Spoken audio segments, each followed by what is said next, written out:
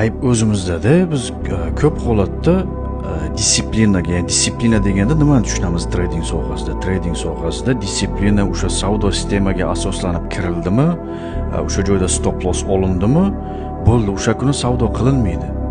Qilingan taqdirda ham 1% risk qiladigan bo'lsangiz, ikkinchi bitimga 0.5%, maksimum eng ko'pi 0.5% risk bilan kirilishi mumkin da. Потому что siz agar prop kompaniyalar bilan ishlaydigan bo'lsangiz ham, bir kunlik drawdowningiz, bir kunlik prasatkangiz 3%, 4% bo'lsa ham, siz o'sha kuni 1% yo'qotdingiz, ustiga 0.5% risk qilishingiz mumkin o'sha yo'qotilgan foizni qoplash uchun.